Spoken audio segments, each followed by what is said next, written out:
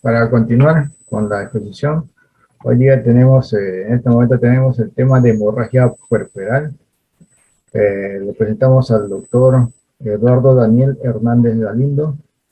Él es médico ginecobstetra del Hospital San Juan Bautista de Huaral.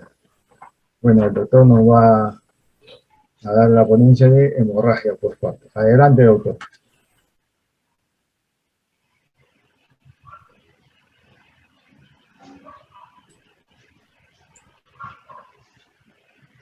¿Me escuchan? Disculpe, se está cortando la señal, creo. Sí, se escucha. Ya, perfecto. Puedo iniciar, ¿verdad? Sí, por favor.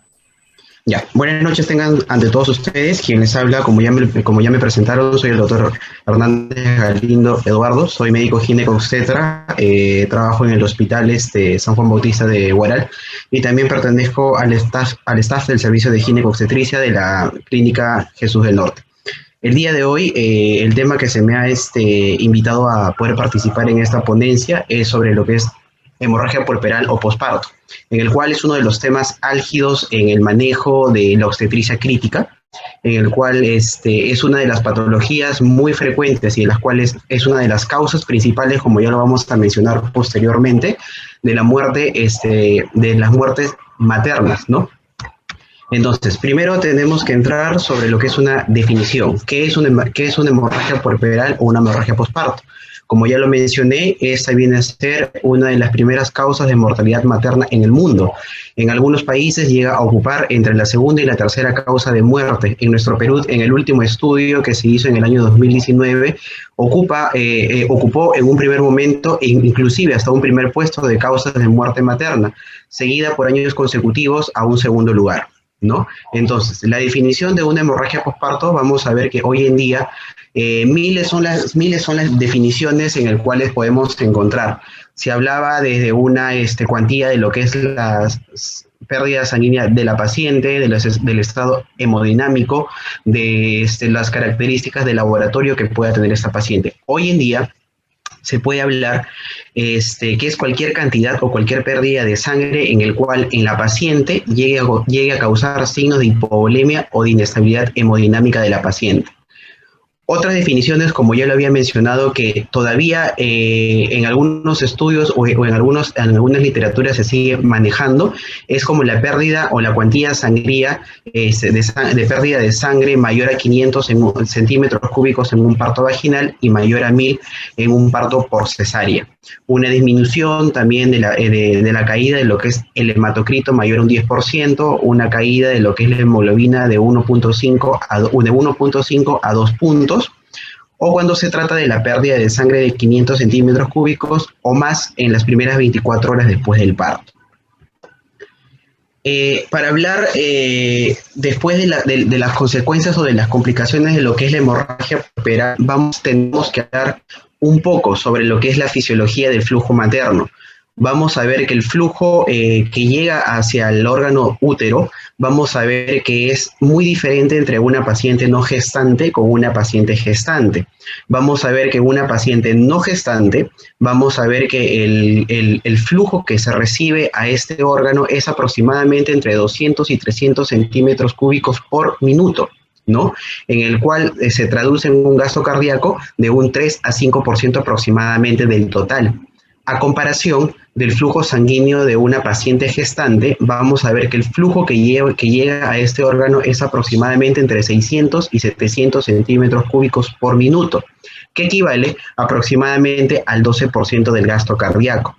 Vamos a ver que el embarazo en sí comprende una diversidad de cambios fisiológicos a nivel de todos los sistemas. Entre ellos, el día de hoy hablaremos de los cardiovasculares, como es el caso de lo que es el aumento de la volemia. Existe una hemoconcentración y hemodilución, en el cual esto conlleva a un aumento del gasto cardíaco y a una significativa reducción de la resistencia vascular periférica, el cual esta se da por un crecimiento coordinado y de la remodelación de lo que es el trofoblasto a nivel de la circulación uterina, especialmente a nivel de las arterias espirales, a nivel de lo que es la cápala íntima, ¿no?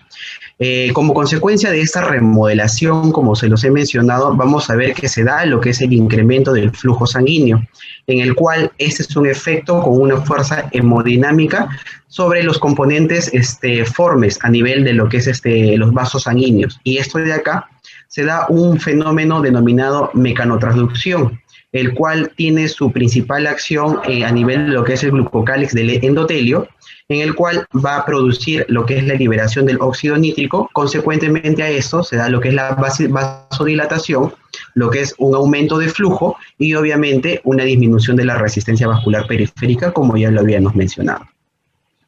Esta es una representación microscópica, por así decirlo, donde se dan los efectos de conversión al nivel de lo que son las arterias espirales.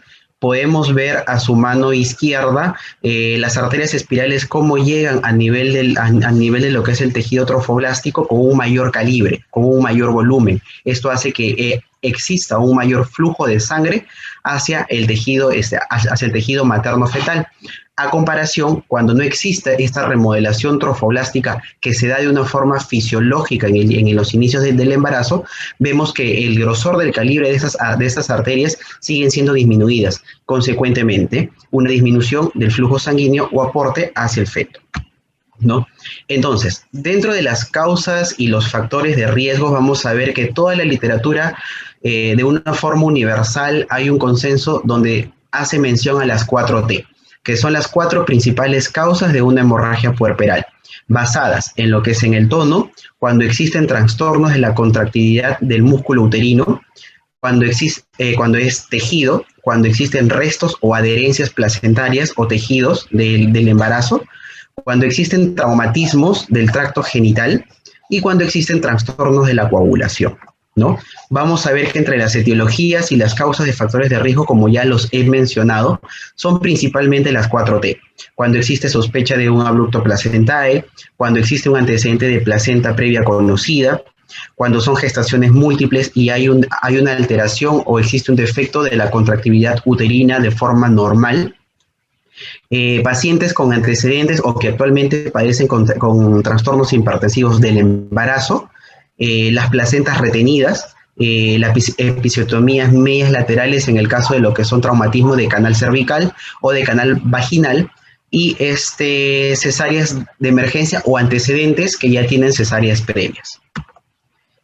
Con respecto a lo que es la clasificación, vamos a ver que existe una, y muy importante, en el cual podemos hablar de una hemorragia puerperal primaria y de una hemorragia puerperal secundaria, ¿no? En la primaria vamos a ver que es toda pérdida sanguínea, como ya lo mencionamos anteriormente, que va a ocurrir durante las primeras 24 horas posterior al parto. Y la secundaria es cuando ocurre 24 horas, hasta inclusive en algunas literaturas dice hasta la semana 6, y en otras se podría encontrar hasta la semana 12 después del parto. Vamos a ver que esta pérdida sanguínea va a ser subestimada por el operador, lo que va a conllevar a un retraso de lo que es la implementación de los procedimientos terapéuticos, ¿no? En el cual para poder cuantificar lo que es el volumen de la hemorragia, la literatura nos refiere que existen varios mecanismos o métodos para poder cuantificarlos, pero en el momento de la emergencia muchas de estas no son medibles, no son utilizables, ¿no? Como por ejemplo los que son las bolsas de recolección de sangre, puede ser pesando o cuantificando más o menos el volumen de las gasas empapadas por sangre. Vamos a ver que todo lo que refiere a lo que es la hemorragia puerperal tiene un inicio. ¿Cuál es el inicio? Es el manejo de lo que es el tercer periodo del trabajo de parto, con respecto a lo que es el alumbramiento. Vamos a ver que el manejo activo del tercer periodo va a consistir en lo que es la aplicación de intervenciones que van a facilitar con la expulsión del tejido placentario, aumentando de por sí las contracciones uterinas y acortando estos tiempos para poder prevenir una posterior hemorragia, una hemorragia posparto. En este caso, por retención placentaria, por lo que es una atonía uterina, ¿no? Vamos a ver que va a tener 3 componentes o 3 pasos importantes en lo que es el manejo del tercer periodo del trabajo de parto. El primero como es el caso de la administración de un agente uterotónico, preferentemente de forma universal el uso de lo que es la oxitocina inmediatamente después del nacimiento, lo que es la tracción controlada del cordón para poder hacer un desprendimiento acelerado o dentro de los tiempos de la placenta, y lo que es el masaje del fondo uterino después de la expulsión de esta durante 5 minutos posterior. Con respecto a lo que es el manejo de una hemorragia puerperal o posparto, vamos a ver que vamos a tener un manejo farmacológico y un manejo quirúrgico. Un manejo farmacológico donde vamos a tener lo que es la administración y el uso de nuestros uterotónicos que cotidianamente utilizamos, y en lo que es en el manejo quirúrgico donde vamos a tener un manejo conservador y un manejo no conservador o radical, ¿no? En el manejo farmacológico, como ya lo mencioné, es donde se da luego del nacimiento y conjuntamente con el alumbramiento, con el uso, como en este caso de lo que es la oxitocina, que en el cual nos ayuda a provocar o estimular o acelerar en lo que es frecuencia e intensidad de lo que son las contracciones uterinas. Vamos a ver que la característica farmacológica de esta es que tiene una vida media muy corta, aproximadamente de unos 3 a 5 minutos, en el cual, sin embargo, requiere un transporte y un almacenamiento refrigerado, ¿no? Y la vía de administración puede ser o intramuscular o endovenosa. Nuestra literatura nos dice de que al momento de desprenderse el hombro anterior del bebé, tiene que darse con el manejo activo de lo que es el alumbramiento. El alumbramiento es con la administración de 10 unidades internacionales de oxitocina de forma intramuscular. Hay estudios en el cual me revelan en el tiempo de acción y el tiempo de vida media de esta, entre la vía intramuscular o la endovenosa, me dan como resultado que la vía endovenosa es mucho más efectiva, ¿no? Vamos a ver que la vía de administración preferente es la endovenosa en dosis de 10 unidades internacionales para el alumbramiento, y posteriormente a esto, en lo que es el puerperio inmediato, la infusión de oxitocina que me va desde 10 unidades internacionales hasta 30 o algunas literaturas hasta 50 unidades internacionales durante las primeras 24 horas al alumbramiento. En el caso de la ergometrina, vamos a ver que la vida media de este fármaco es mucho más amplio, es aproximadamente unos 30 a 120 minutos. Vamos a ver que esta va a ser inestable al calor, y en el caso sí es contraindicada en pacientes con trastornos hipertensivos del embarazo por ser un fármaco vasoconstrictor. La administración es de 0.25 miligramos de vía intramuscular, y en algunos países existe asociaciones con otro tipo de medicamentos como la sintometrina. El misoprostol, que es nuestro análogo de la prostaglandina E1, vamos a ver que la vía o la forma de administración va a diferir de acuerdo si lo administramos por vía sublingual, por vía oral, por vía rectal o por vía vaginal, depende del caso que nosotros lo queramos utilizar. Vamos a ver que este se va a reabsorber en los 10 minutos por vía oral o por vía sublingual, a diferencia de la vía vaginal o la vía rectal, que es aproximadamente en los primeros 30 minutos, ¿no? El cual tiene la ventaja, a diferencia de la oxitocina, como de la ergometrina, que es un medicamento termoestable, por tanto no necesita una conservación especial, ¿no? A diferencia de la vía oral o sublingual con la rectal y la vaginal, es que la vía oral y sublingual tienen la ventaja de tener una acción mucho más rápida, pero la vida media en el organismo es menor, a comparación de la vía rectal con la vía vaginal, que tiene una acción mucho más prolongada y también tiene una mayor biodisponibilidad. La dosis utilizada en este tipo de pacientes para prevención de una hemorragia posparto es que va desde los 600 hasta los 800 microgramos por vía, microgramos por vía oral sugerida, inclusive por vía vaginal o por vía rectal podemos utilizar hasta 800 microgramos. Y en el caso de los análogos de la oxitocina, como es el caso de la carbetocina, vamos a ver que este es un agonista sintético de la oxitocina, el cual también tiene, al igual que el misoprostol, tiene la ventaja de ser un fármaco termoestable, ¿no? Mantiene la eficacia durante un mes aproximadamente a una temperatura de 60 grados. Vamos a ver que la vía de administración es endovenosa, lento, a unos 100 microgramos aproximadamente. Entonces, tenemos lo que es la secuencia del manejo de una hemorragia postparto puerperal. Vamos a ver que lo primero que tenemos que realizar en este tipo de manejo es la valoración basal y el diagnóstico etiológico. Como ya lo mencionamos, tenemos nuestra etiología de las 4T.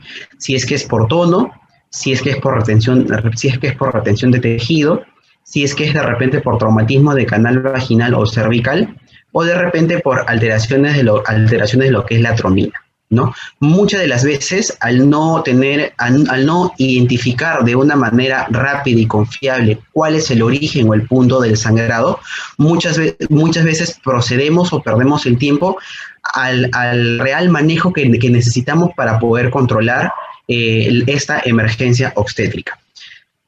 Es de más decir que el manejo de este tipo de pacientes es un manejo mediante un equipo multidisciplinario, en el cual no solamente es el colega gineco-obstétrica, es el personal de obstetricia, el personal de enfermería, personal técnico, inclusive hasta una coordinación con personal de anestesiología, ya que en algunas oportunidades, cuando de no ceder el caso, podemos terminar en sala de operaciones por una histerectomía. En el caso de la atonía uterina, que es el 80% de las hemorragias primarias durante las primeras 24 horas posterior al parto, vamos a ver que el manejo principal empezamos con lo que es el manejo farmacológico, como ya se los había mencionado. En el caso de lo que es la oxitocina, la ergometrina o el misoprostol, ¿no? En el caso de tener un manejo conservador, ¿no? Podemos optar de repente por mecanismos como es en el caso de los balones intrauterinos, que lo vamos a mencionar posteriormente, ¿no? O en el caso de lo que es el tratamiento quirúrgico, donde también podemos ser conservadores o radicales. Conservadores como las suturas compresivas o desarterializaciones, o en el caso radical, como es en el caso de la histerectomía. Valoración basal y el manejo inicial de esta emergencia obstétrica, como ya lo mencioné, la organización es un equipo multidisciplinario. Lo primero que debemos de realizar a este tipo de pacientes de una forma conjunta es restablecer la volemia, de acuerdo al volumen de sangre perdido en este tipo de pacientes.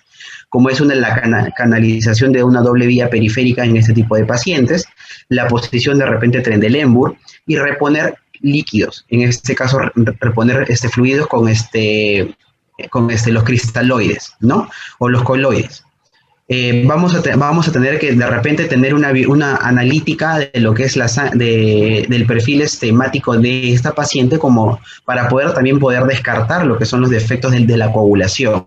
Y también nos ayuda si es que nos necesitamos para poder lo que es reponer sangre, unidades de plasma o los factores de la coagulación.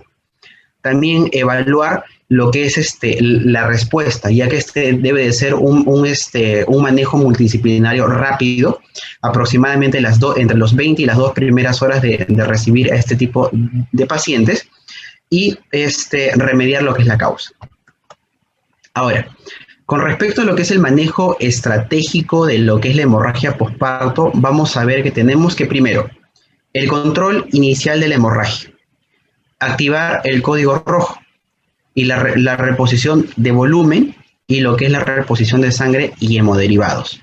Con respecto al control inicial de la hemorragia, vamos a ver que tenemos que primero verificar si es que ha existido una expulsión completa o no de la placenta, examinarla para poder tener la certeza de que esta sea íntegra y no haya disociación de membranas. Masaje uterino para poder expulsar coágulos que hayan contenido dentro de la cavidad uterina, en el cual me pueda dificultar o entorpecer el diagnóstico y el manejo posterior. Examinar canal vaginal y canal cervical para poder descartar si es que existe algún traumatismo de estos canales. Compresión aórtica externa interna para poder evitar o como manejo inicial de una pérdida sanguínea o una volemia mucho mayor. Una compresión bimanual del útero, una colocación de balón endouterino, como ya lo vamos a mencionar posteriormente. También puede ser el clampaje de las arterias uterinas, como es la técnica de SEA, la hemostasia uterina por oclusión vascular, o también el traje antichoque no neumático, que también en algunos hospitales lo puedes contar. Hasta el momento, bueno, no lo he visto, no sé si de repente el Hospital San Bartolomé o el Instituto Materno Perinatal pueden contar con ese tipo de materiales. Activar el código rojo, como ya todos lo conocemos, es el protocolo de acción para los eventos de lo que es la hemorragia posparto, donde, bueno, es el kit debería contar con pinzas para de repente clampaje las arterias uterinas, balones intrauterinos, sonda vesical, catéteres para poder canalizar vías periféricas a la paciente, y bueno, el carrito de paro, si es que es de repente ser necesario, o los fármacos uterotónicos para poder ayudarnos o poder controlar en algo el sangrado inicial hasta poder determinar una causa y hacer un manejo definitivo. La secuencia temporal del código rojo, vamos a ver que tiene que ser la cuantificación de la magnitud del sangrado, la clasificación de la gravedad, el índice de choque, que actualmente la literatura nos los menciona para poder valorar el riesgo de la paciente tras una hemorragia posparto, inclusive hasta algunas literaturas lo mencionan para poder ver el éxito de una reposición con hemoderivados, y un laboratorio óptimo para poder determinar toda la analítica de ese tipo de pacientes, ¿no? Este es el diagnóstico y la clasificación de lo que es el grado de choque, donde nosotros vamos a valorar lo que es la pérdida del volumen sanguíneo. Vamos a tratar de evaluar el sensorio de la paciente, la perfusión de los tejidos, el pulso, la presión arterial sistólica y el grado de choque. Grado de choque o también el índice de choque que nos ayuda bastante, que lo podemos determinar mediante la frecuencia cardíaca sobre la presión sistólica, donde los valores normales nos refieren que va desde 0.7 hasta 0.95. Un índice de choque mayor a 1 ya me dice que la gravedad del manejo de este tipo de pacientes es mucho mayor, ¿no? Y los hemoderivados, en el cual debemos de trabajar en una paciente, principalmente lo que es el riesgo de las coagulopatías, ¿no? Mediante los 3 índices importantes, que es el caso de la acidosis, la hipotermia y lo que es la coagulopatía asociada a lo que es la resucitación, dilución o iatrogénica de este tipo de pacientes, ¿no? Estos son los hemoderivados que podemos de repente transfundir a una paciente, como son las unidades de sangre total, plasma fresco congelado, crioprecipitados o plaquetas, de ser necesario según el escenario en el cual nos encontremos con este tipo de pacientes. Ahora, con respecto a lo que es el manejo conservador, vamos a empezar con lo que es el caso de los balones endouterinos. Vamos a ver que nos va a ayudar a estabilizar hemodinámicamente a la paciente de forma precoz, ayudar a estabilizar a la paciente. No es que va a ser el manejo de por sí, solamente a estabilizar, y nos ayuda a que la pérdida de la volemia no sea mucho mayor al inicial, a que nos dé tiempo para el traslado a un centro de mayor complejidad, ¿no? En el caso del centro de nivel de atención que nos encontremos, a poder dar tiempo para operativizar una conducta quirúrgica o hemodinámica definitiva, y para hacer el tratamiento definitivo al realizar un efectivo control de lo que es la hemorragia. Con respecto al manejo conservador en los tipos de balones, el que comúnmente utilizamos o el que está prescrito en la literatura para este tipo de manejo es el famoso balón de Bakri, ¿no? En el cual nosotros infundimos o inyectamos solución salina por uno de los lúmenes, aproximadamente desde 300 hasta 500 cc según sea el caso. Es un balón que aproximadamente lo podemos tener desde 12 hasta 24 horas según sea el caso, la situación o el manejo conservador o radical que queramos tener con ese tipo de pacientes. Y la forma de retirarlo no es retirando los 500 cc en una sola opción. Podemos hacerlo de una forma progresiva, ir de 100 cc cada 3 a 4 horas aproximadamente, revisando y cotejando que el sangrado sea mínimo o que ya sea nulo, ¿no? Otras opciones, si en el caso no tenemos el balón de Bakri, de una forma muy rústica podemos utilizar podemos utilizar lo que es la sonda Rush, que es la que utilizamos, la que se utiliza en el servicio de urología, la sonda gastrointestinal de Sternbach, o también de una forma muy rústica cuando utilizamos una sonda Foley unida a lo que es un guante quirúrgico o un preservativo. En igual, el mecanismo al Bakri, vamos infundiendo solución salina de pocos en pocos, de 300 a 500 cc, revisar que el sangrado haya disminuido y también irlo retirando de una forma progresiva, ¿no? Vamos a ver, como dice, el manejo de colocar, es la colocación transvaginal, tras limpiar la zona y dejarla séptica. Se utilizan valvas para poder visualizar el cuello uterino y con una pinza Fester poder introducir el balón desinflado. Una vez colocado, vamos a inyectar el suero salino fisiológico ya a una temperatura corporal hasta aproximadamente 500 cc según las características uterinas o según el escenario en el cual nos podamos encontrar, ¿no? Este es el balón alternativo, como ya lo mencioné, o rústica, como le queramos llamar, en el cual puede ser armado por un guante quirúrgico o también por un preservativo. Y la forma de utilizarlo, como ya también se los mencioné, es igual como si fuera un balón de Bach. Entre otras de las técnicas conservadoras para lo que es la hemorragia puerperal o postparto es la técnica de SEA, que es el clampaje de las arterias uterinas, en el cual nosotros, mediante pinzas, mediante la colocación de un espéculo vaginal y lo que es con pinzas Fester, la tracción del cuello, tanto en el labio anterior como el labio posterior, es identificar las arterias uterinas que anatómicamente se correlacionan contiguamente con lo que son los ligamentos cardinales, ¿no? Clampar lo que es la arteria uterina derecha, luego la arteria uterina izquierda, en el cual este también no es un manejo definitivo para una hemorragia postparto. Es un manejo el cual nos va a dar tiempo para poder determinar cuál va a ser el manejo definitivo de este tipo de pacientes. Si es que de repente va a ser tributario de un manejo conservador quirúrgico o de repente de un manejo quirúrgico radical, ¿no?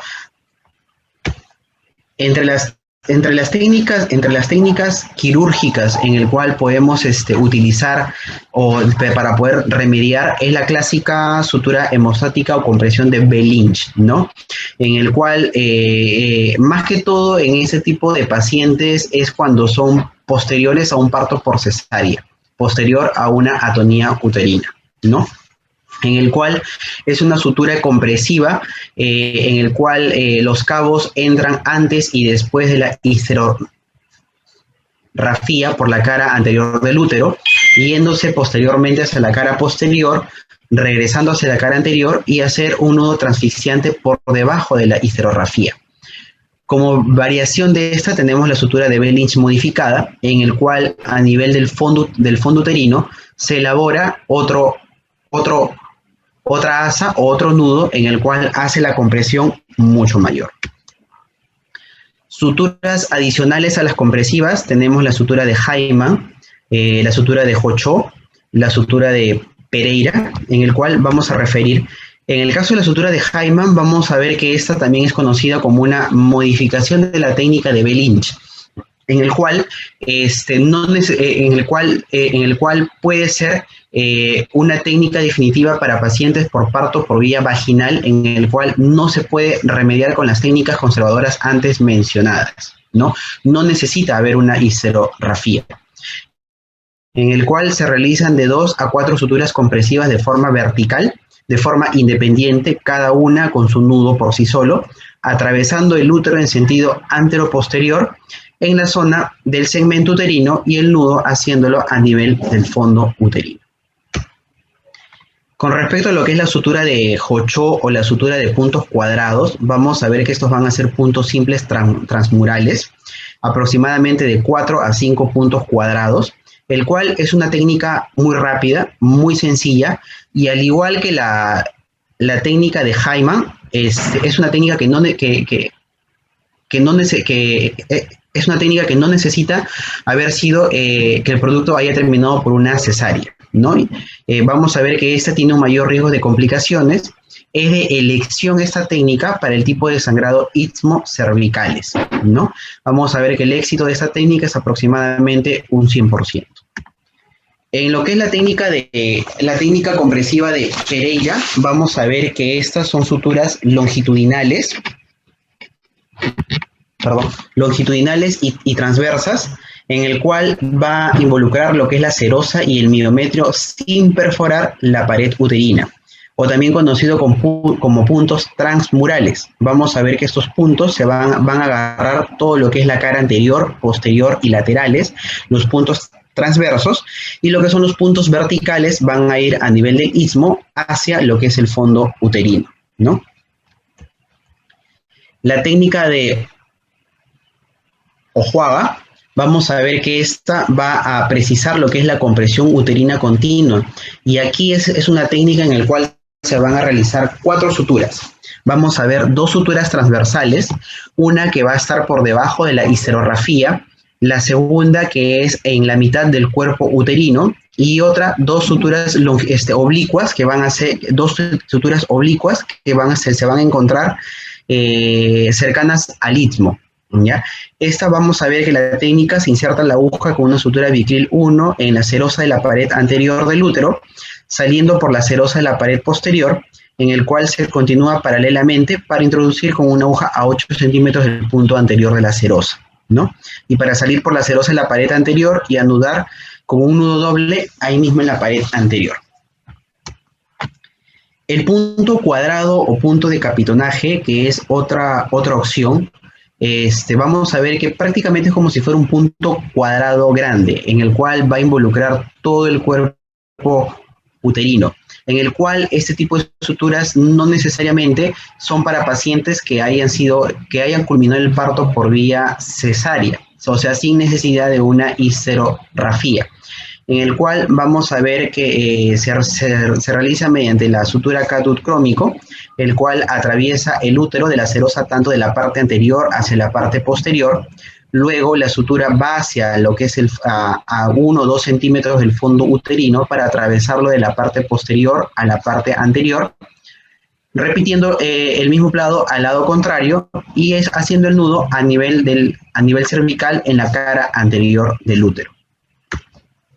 Otro de los puntos, otra de las técnicas quirúrgicas, muy aparte de lo que son las suturas compresivas, tenemos como concerniente la triple ligadura de Cirulnikov, en el cual va a ser la ligadura a 3 niveles. El primer nivel, que es a nivel de las arterias uterinas, en el cual se va a asociar a la ligadura de los pedículos úteros ováricos y también a nivel de los pedículos de los redondos. Este tipo de desarterización de Cirulnikov es una técnica antiguamente utilizada. Actualmente utilizamos lo que es la técnica de solamente lo que es la ligadura de las arterias uterinas, ¿no? También tenemos la ligadura bilateral de las arterias hipogástricas, que es una técnica conservadora y de rescate tras lo que es una histerectomía, ¿no? Y es útil en el caso de una lesión traumática de la uterina o anomalías de lo que es la placentación. Y en el caso de que ya no tengamos ninguna solución o vemos que el cuadro no mejora tanto por mi manejo farmacológico, posteriormente por mi manejo conservador, como es en el caso mecánico de lo que son los balones, en el caso de quirúrgico como las suturas compresivas o las desarterizaciones, ya no hay otra solución más que de repente poder terminar con una histerectomía, en el cual obviamente es una histerectomía que en la literatura nos refiere con una técnica de Porras, ¿no? En el cual es una cesárea histerectomía, generalmente es una histerectomía subtotal. Bueno, eso sería todo concerniente a lo que es manejo tanto farmacológico como quirúrgico de lo que es una hemorragia puerperal. Muchas gracias. Sí, muy buena exposición, doctor. Si hubiera algunas preguntas, doctor, alguna pregunta, ¿tiene alguna casuística en el hospital donde trabaja sobre hemorragia puerperal? ¿Cuáles son las causas más frecuentes?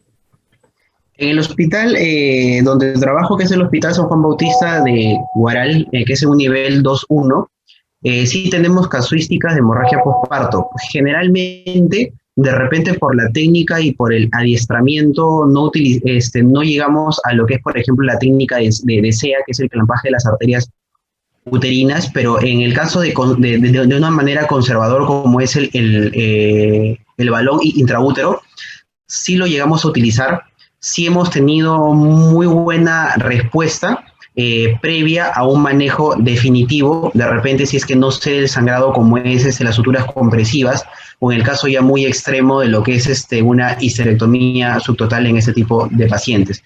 Pero nuestra casuística es muy baja. Aproximadamente desde enero hasta la fecha actual, hemos tenido 3 histerectomías subtotales por atonía uterina y suturas compresivas, bueno, clásicamente, generalmente por embarazos que han culminado por productos gemelares, por productos macrosómicos, de repente por madres que han estado, que han estado sometidas a inducciones por largas horas de oxitocina, pero nuestra casuística sí ha sido algo relevante en el hospital en este último año. Doctor, hay unas preguntas en el chat. La pregunta es: ¿por cuánto tiempo se deja el balón Bakri en hemorragia puerperal y qué suturas son las más adecuadas para usar en las suturas compresivas? Con respecto a lo que es el balón de Bakri, como ya lo había mencionado, el balón de Bakri no es el tratamiento definitivo. Generalmente el balón de Bakri nos ayuda, en el caso de que sea de repente por una atonía uterina, hasta poder lograr lo que es la contracción definitiva del útero. Generalmente lo utilizamos hasta poder tener un tratamiento definitivo. Si es que de repente existe la necesidad de poder ingresar a sala por una sutura compresiva o de repente terminar en una histerectomía subtotal. Pero lo que la literatura nos refiere es que el balón de Bakri lo podemos dejar de 12 hasta 24 horas, de tener una solución o un manejo conservador sin necesidad de poder ingresar a sala de operaciones. Con respecto a lo que es la técnica quirúrgica de las suturas compresivas, la que comúnmente utilizamos y la que generalmente es una técnica muy sencilla y muy rápida, es la sutura de Bell-Lynch, ¿no? Asociada a esta sutura de Bell-Lynch, que tiene un éxito aproximadamente de un 45 a 50% de solución a este tipo de casos. La siguiente a utilizar es lo que es la de Pereira, ¿no? En el cual la de Hyman, en la que son suturas verticales anudadas hacia el fondo del útero. Las demás técnicas, por el mismo hecho de la técnica en el cual demora de adiestramiento y de tiempo, como que no me da la solución en el momento, porque lo que yo quiero es que la paciente no tenga más pérdida de su volemia, ¿no? Entonces, justamente utilizamos la de una técnica mucho más rápida y mucho más sencillas, entre ellas Bell-Lynch y Hyman. Ya, sí, se refería a los tipos de hilo, si es bicril o catgut, ¿cuál es la que frecuentemente se usa en la... El catgut. Claro. El catgut, ya que el bicril, por la misma textura del hilo, podemos desgarrar o traccionar lo que es el tejido. Sí, doctor. Muy bien, agradecemos al doctor Hernández por su ponencia. Muy amable, doctor, por colaborar y compartir con nosotros sus conocimientos. Gracias, doctor. A ustedes, muchas gracias. Buenas noches.